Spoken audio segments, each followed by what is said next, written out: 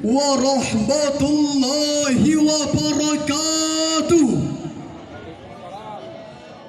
Alhamdulillahilladzi ja'alan nasa min dzakarin wa untha. Assalatu wassalamu ala nabiyil mustafa wa ala alihi wa ashabihi ahli sidqi wal wafa.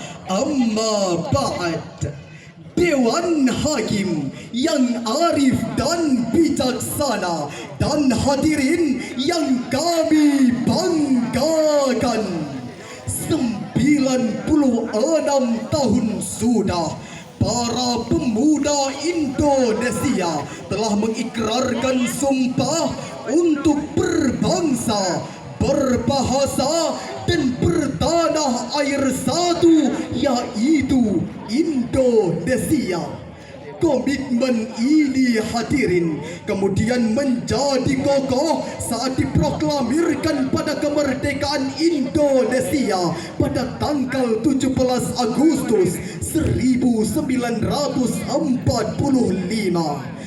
Namun hadirin, negeri yang kita bijak saat ini 180 derajat berbanding terbalik dengan sumpah yang telah diikrarkan. Ternyata perbedaan warna kulit, bahasa, suku dan agama, bahkan hanya karena perbedaan kepentingan politik semata, perpecahan, perselisihan terjadi di antara kita. Hadirin, mari kita merenung sejenak. Bukankah organisasi Papua Merdeka sampai detik ini masih terus menyuarakan peran total revolusioner? Mereka menginginkan kemerdekaan puluhan tahun silam. Penyebab utamanya adalah rasisme merajalela, kalimat keadilan tabu untuk dirasakan, kekayaan mereka dinikmati, tapi mereka mati kelaparan. Berbicara tentang perbedaan yang ada, Presiden pertama Republik Indonesia Insinyur Soekarno pada pidato peringatan Hari Kemerdekaan Indonesia yang ke-9, di mana beliau berkata, "Ingat, kita bukan dari satu adat istiadat. Ingat, kita bukan dari satu agama. Bhinneka Tunggal Ika. Walaupun berbeda-beda, tapi tetap satu jua." Hadirin, jika kemajemukan dan keberagaman tersebut tidak mampu kita jaga dengan baik, maka negara dan bangsa kita akan hancur berkeping-keping. Oleh karena itu, dari paparan singkat di atas, maka terbuka hati kami bertiga untuk menyampaikan sebuah syarahan Al-Quran yang berjudul Memperkuat Persatuan dan Kesatuan Bangsa, Perspektif Al-Quran, dengan landasan firman Allah dalam Al-Quran 13. A'udzu billahi minasy syaithanir rajim.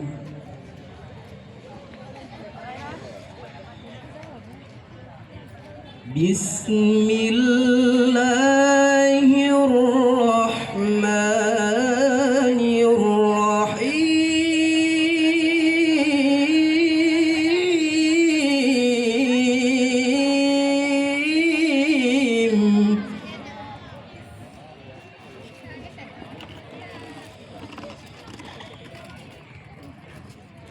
Ya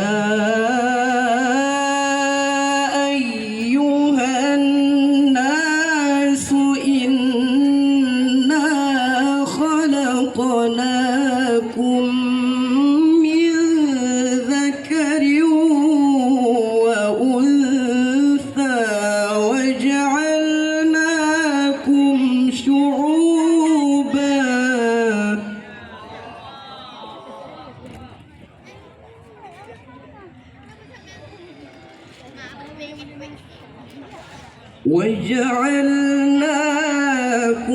شعوبا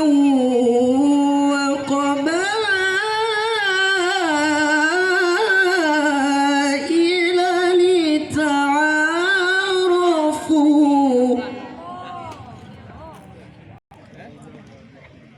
إن أكرمكم عند الله أتقاكم إن الله عليم خبير. Aku berlindung kepada Allah dari godaan syaitan yang terkutuk dengan menyebut nama Allah yang Maha Pengasih, Maha Penyayang. Wahai manusia, sesungguhnya kami telah menciptakan kamu dari seorang laki-laki dan perempuan. Kemudian kami menjadikan kamu berbangsa-bangsa dan bersuku-suku agar kamu saling mengenal. Sesungguhnya yang paling mulia di antara kamu di sisi Allah Maha mengetahui, Maha teliti. Dewan Hakim, hadirin yang kami muliakan, asbabun nuzul ayat tersebut menurut Ibnu Asakir dalam kitabnya Mubhamat yang dinukilkan oleh Profesor Dr. Wahba As-Suhaili di dalam tafsirnya Al-Munir juz 13 halaman 581 bahwa ayat tersebut berkenaan dengan kisah Rasulullah sallallahu alaihi wasallam untuk menikahkan Abu Hindun dengan seorang putri dari Bani Bayadah. Bani Bayadah dengan sinisnya berkata, "Ya Rasul, pantaskah kami menikahkan putri-putri kami dengan budak-budak kami?" Rasul belum sempat menjawab. Jibril datang menyampaikan surah Al-Hujurat ayat 13 tersebut, yang pada ayat tersebut terdapat kalimat agar saling mengenal, bukan untuk saling membanggakan keturunan dan kabilahnya. Hadirin, Allah Subhanahu wa Ta'ala telah menakdirkan bangsa Indonesia sebagai bangsa yang majmuk dan beragam dalam hal beragama, berbudaya dan adat istiadat. Maka jangan sampai hanya karena perbedaan yang ada akan menghancurkan Persatuan dan kesatuan bangsa. hadirin. Sebuah senandung mengingatkan kita. Ayo semua anak bangsa, satukan tujuan kita. Walau berbeda agama, suku serta budayanya, Hormatilah perbedaan keberagaman bangsa kita. Ingatlah semboyan kita.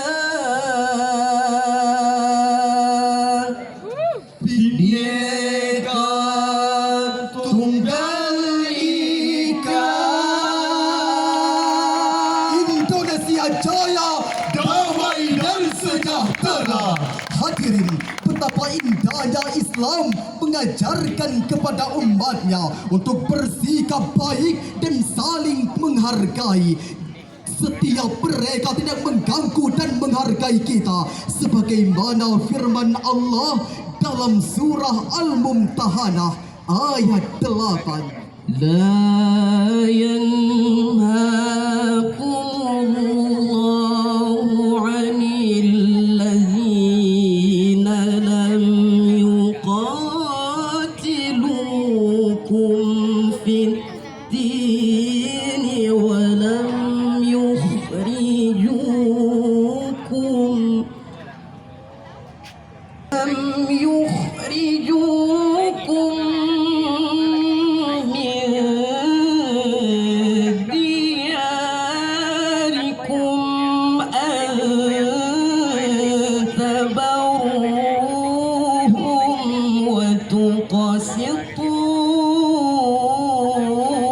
وتقسطوا إليهم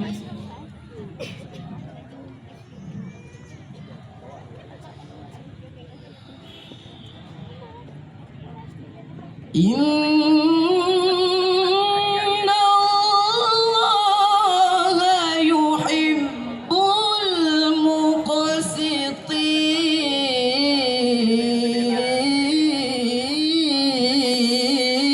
المقسطين إن الله يحب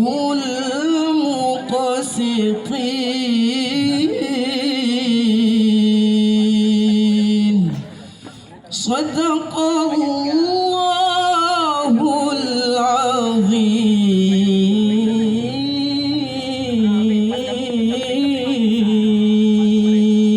Allah tidak melarang kamu berbuat baik dan berlaku adil terhadap orang-orang yang tidak memerangimu dalam urusan agama dan tidak mengusir kamu dari kampung halamanmu.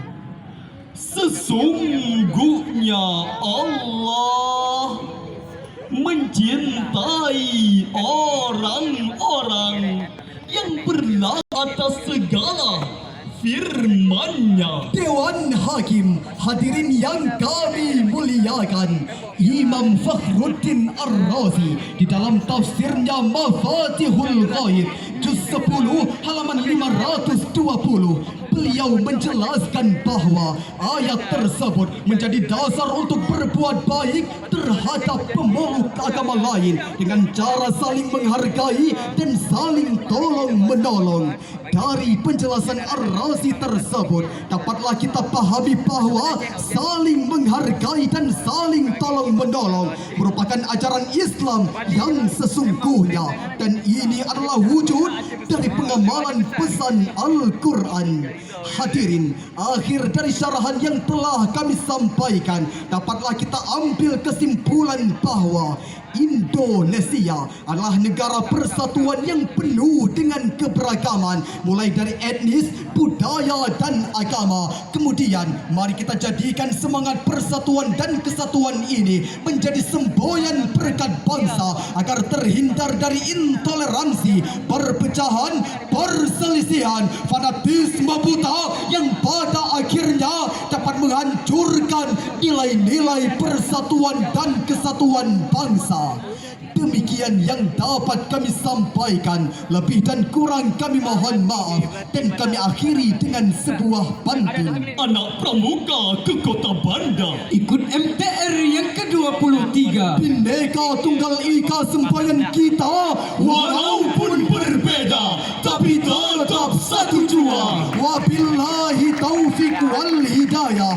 Wassalamualaikum warahmatullahi wabarakatuh.